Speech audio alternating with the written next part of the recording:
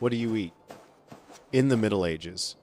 That question wasn't a thought experiment. It was a season. Famine arrived with terrifying regularity. And when it did, people stretched the definition of food to its breaking point. Tonight, it's below freezing. Your grain stores are gone. The well at the edge of the village is as risky as a loaded die. And the only thing louder than the wind under the door is your stomach. This is the survival menu. Ingenuity hammered into daily life. Kitchens that smelled like smoke and damp earth. Hands stung by nettles and stained green by bark flower. And soups that started as prayers before they ever met a pot. By the end of this story, you'll know why. Don't be picky was less advice and more a law of nature. How snails paid rent in monastery gardens. Why a loaf could crunch for all the wrong reasons. And how a feast could feature castles made of jelly and fish that breathed air. Let's set the table, if you can call it that, and begin with the plants you can barely call food. When winter stole the last turnips and the grain ran thin, spring wasn't a celebration. It was rescue. The first green that pushed through thawed dirt nettles, dandelions, sorrel. Chickweed meant calories and minerals in a bowl. Nettles bite when you pick them. But a quick boil tames the sting and unlocks iron. A kind of medieval multivitamin in leaf form. Picture a battered iron pot. Smoke stuttering out of the thatch. A handful of chopped nettles sinking into cloudy water with a pinch of salt if you have it, and nothing if you don't. Sorrel brings a lemony sharpness to the same pot, and dandelion joins, because hunger doesn't ask whether you like the taste. In monasteries, neat hands wrote neat notes. What weeds sustained the brothers at the edge of Lent? Which roots cooked softer? Which bitter leaves demanded 2 boils instead of 1? Those tidy records were survival guides bound in leather. But the true symbol of scarcity wasn't soup, it was bread that betrayed its own name. Bark bread sounds like a punchline until you mill the cambium with a hand-cranked quern while the child next to you is too tired to cry. Families in the far north learned to strip away the harsh outer bark of pine, spruce, or birch, and scrape the living layer beneath the cambium, pale and slightly sweet, and dry it before grinding, careful to avoid the bitter skin that would wreck the loaf. You mix what little grain flour you have with that forest dust. Add water. Whisper thanks. And call the result bread, because the mouth needs a word, while the body needs anything.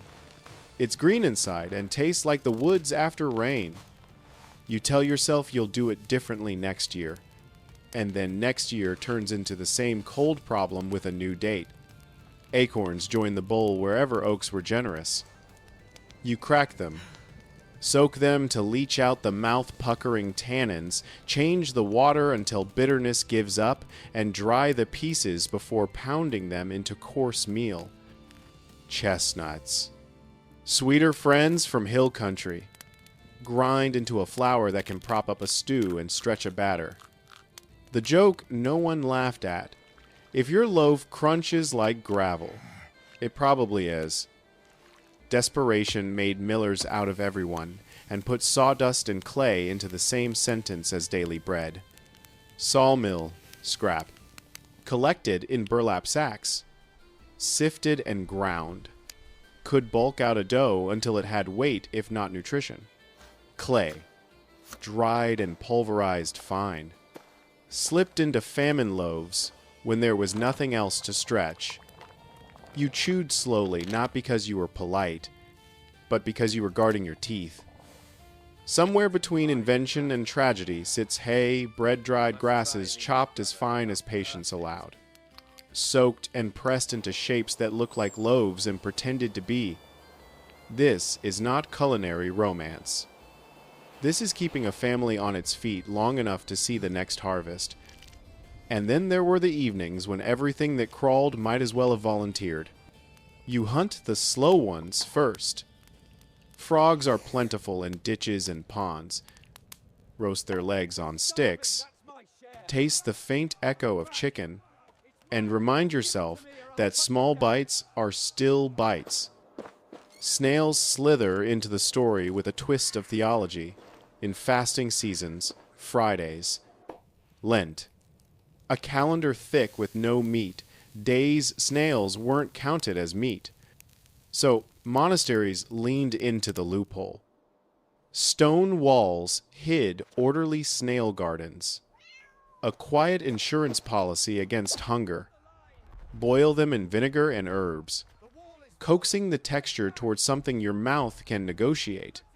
Chop them into a stew to hide the shine. If you think that's a rare quirk, imagine a ledger entry that reads snails, 400, for the feast, and realize that slimy doesn't always mean scandalous. Slugs, though, are a different story, without a shell, with a texture that mocks the word food. They showed up when hunger had burned through pride, and then through shame. After rain, when they shine on the path, you gather what you can. Boil them with whatever grows in the hedgerow, and try to think about anything else while you chew. Markets, raids, and sieges made protein into a math problem. When the countryside emptied and the gates stayed shut, people turned to the loudest neighbors, the rats and mice that thrived on scraps. For the right price, meaning the wrong times, you could buy a fat rat in a city market the way you now buy a chicken thigh. Soak the meat in vinegar or wine if anyone in your neighborhood is still pressing grapes. Strip it, simmer it. Pretend it's rabbit, and try not to remember the cellar where you caught it. Mice. Smaller and easier to trap in numbers. Threaded onto skewers in clusters. If your cat is lazy, fire it. If your pantry is empty, you wonder if the cat is next. Siege logic doesn't care about pets. Siege logic only counts calories. Insects offered a different calculus. When swarms of locusts descended, they were both plague and pantry. You catch them by the basketful children shaking branches. Adults holding woven traps near fields, then roast them until they shatter between your teeth, or pound them into a gritty powder to stretch the precious wheat flour left in a jar. On the scale, dry edible insects often boast a protein percentage that humbles grain. Your tongue may argue, but your muscles say thank you. Beetles weren't a windfall. They were work. Children with quick hands harvested them from logs and trees, an errand disguised as play. In the coldest weeks, a pot on a monastery hearth might welcome whatever the brothers could grind and season. No one had to trick children into protein. They simply didn't name it in front of them. And still, you couldn't live on crawling things alone. You needed something to drink that didn't fight you back. Water was a gamble in many places. Running through everything, humans and animals dropped into it. So families brewed small beer, a weak ale made from mash that had already given up its strength once or twice.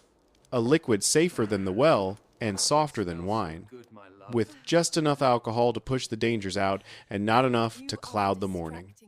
Children drank it. So did the people who brewed it. On colder nights or sick ones, a posset soothed, hot milk deliberately curdled with ale or wine, sweetened with honey, spiced, if you could spare the nutmeg, thick and comforting, and absolutely not an accident from a spoiled barrel. Mead whispered through the seasons wherever bees and patience lived together. And if the fruit bruised before it blessed, it could still become something drinkable with time. These were not cocktails. They were daily negotiations with microbes. Fermentation, pickling, drying, smoking, These were the verbs that kept bellies full and curses off the weather. Cabbage joined salt in a barrel and turned into sauerkraut that could carry a family through a gray month. Milk left to clabber became spoonable tang. Then fresh cheese.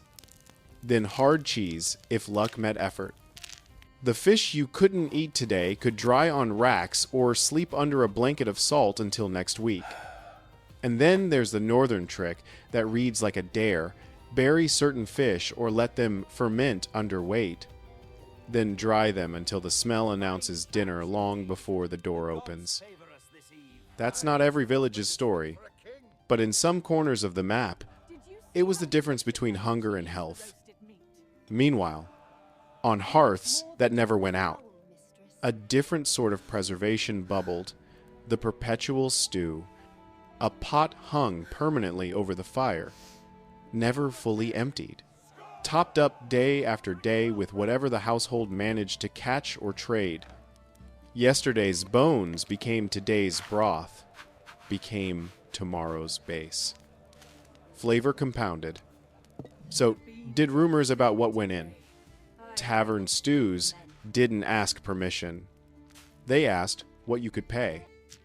Trenchers, the thick slabs of yesterday's bread served as plates, soaked up the juices through the meal, and then transformed into the final course. Dishwasher safe. Absolutely. Dishwasher required. Not when you can eat the dish. In another hall, with banners on the walls and a steward on the door, dinner looked like a performance. The wealthy didn't just eat, they staged their appetite. Cooks simmered pig's feet and skin and fish bladders to pull out the collagen, clarified it, tinted it with plant dyes, and poured it into elaborate molds. The result? Quivering castles. Ships that looked like they might sail off the platter.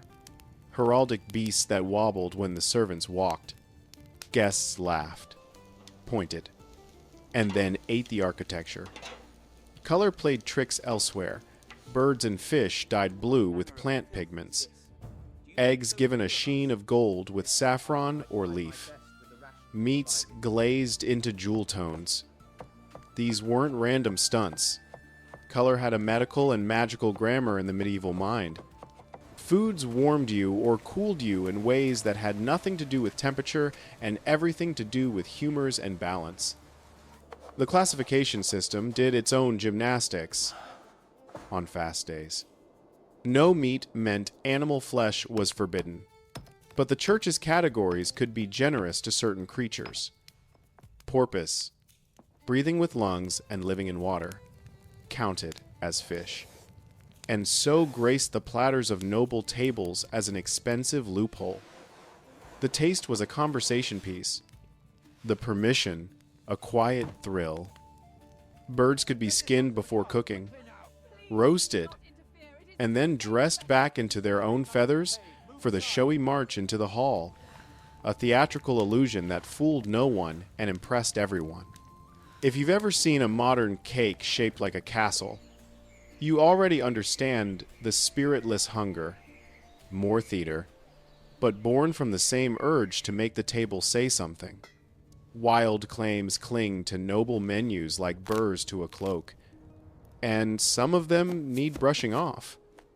Hedgehog lurks in recipe books, but look closer, and you'll often find a subtlety, meat shaped into a hedgehog, studded with almonds to mimic spines, sauced handsomely, and named for its look rather than its species. The point wasn't to trick the tongue, it was to delight the eye, to put story into supper. In kitchens far from banners and trumpets, visual tricks had a more practical use. Obey rules, feed crowds, satisfy cravings, and protect the purse. Plant milks, especially almond milk, were staples in seasons thick with fasting days. If the calendar says no dairy, you press almonds, simmer the milk with spices, and pour it over grains, into soups, and into pies. Cheese without cows appeared. Curdled almond milk pressed like the real thing. Nut and breadcrumb cheeses molded and sliced. Mock meats had their own artistry. Mushrooms sliced thick and brushed with oil could pass for steaks in a stew when the lighting was low and the bowls were deep. Ground nuts bound with breadcrumbs and herbs rolled into convincing meatballs. Cooks even carved turnips into fish shapes to float in fishless broths. An edible wink shared between kitchen and table. Someone somewhere built venison out of mashed beans and breadcrumbs, packed around sticks to mimic ribs, then basted and roasted until the crust shone. The illusion was so good in some places that the authorities frowned. The rule says no meat, but the eyes and heart are confused. That line flexible, creative. Sometimes mischievous ran through medieval kitchens because necessity wrote it with a blunt quill. Not every page of this story is pleasant to read. Chronicles from Crises describe foods that cross the line from creative to dreadful. Bones, animal first. Sometimes dried and powdered to fortify dough. Even rumors of darker sources in the worst years. You don't build a cuisine on that. You survive a week, you'd rather forget. These are the footnotes of catastrophe, not recipe recommendations. And yet every desperate line shares space with courage and craft. People didn't eat moss because they were foolish. They ate it because the field failed and the tithe was due and snow forgot to melt on time. They didn't brew weak beer for fun. They brewed it because the water tested their luck and tomorrow needed their strength.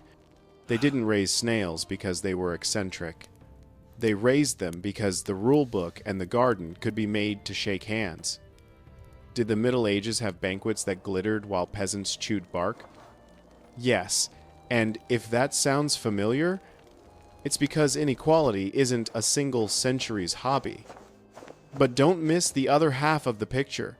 Villages pooling labor at harvest, convents cataloging edible weeds so a novice wouldn't poison herself, neighbors sharing yeast and starters and gossip at the oven's mouth, markets where a woman could stretch a coin into a pot that fed 5.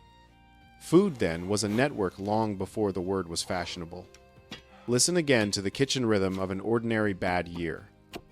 Morning small beer for most ack.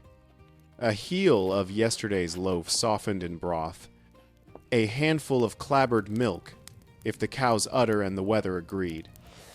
Midday, the perpetual pot ladled into wooden bowls barley if you have it. Peas. If you don't, greens if you're lucky. And a sliver of pork if you have a neighbor who owes you. Evening the pot again, thickened with a spoon of acorn meal. Brightened with sorrel leaves. Salted if the cask isn't a lie. If someone brings a frog or a string of snails, tonight is a feast by local mathematics. If not, the talk around the hearth fills what the stew can't. And once in a while, feast days or weddings or the arrival of a lord's household turn the volume up. Bells rang. Tables lengthened, trenchers lined up, jellies quivered, and 100 stories rode into the hall on silver platters.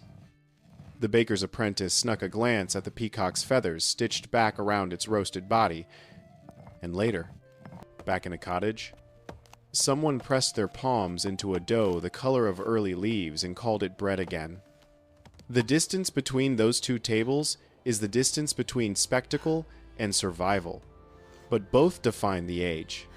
Through all of it, ingenuity wore a dozen faces, a monk boiling nettles for brothers who'd worked too long in the cold, a mother teaching a child to strip bark the right way, outer bitterness binned, inner cambium saved, a brewer tending a mash while counting the days until the barley comes up, a cook shaping beans into ribs so the festival feels like one, even if the weather says otherwise.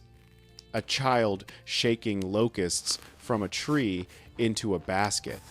proud to feed the house. A steward making a feast that tells a story, because stories keep nobles generous, and generosity keeps granaries from closing. If you came to this table looking for romance, you're late to the wrong kitchen. The medieval survival menu is practical, sometimes grim, often ingenious. It proves a truth we still forget. Appetite makes innovators out of ordinary people, and scarcity doesn't stop creativity. It focuses it. So the next time your pantry looks bare and your pride nudges you toward delivery, remember the hands that turned weeds into soup, bark into bread, bugs into flour, milk into medicine, and leftovers into a pot that never stopped simmering. Be grateful you can choose. They often could not. And if you want one last taste of the medieval mind at dinner, picture this: a long hall, candles snaking down the center, a hush as servants carry in a castle that trembles like a moon on water. Laughter rises when it wobbles, and then the knife goes in. It's jelly, not stone. Illusion, not architecture, but it holds for a heartbeat. The way a full belly at the end of a hard season holds a family steady for one more night. That's the Middle Ages at the table. 100 strategies to make something out of almost nothing. 1,000 small decisions between hunger and hope. And a stubborn, glittering insistence on turning survival into a story you can swallow.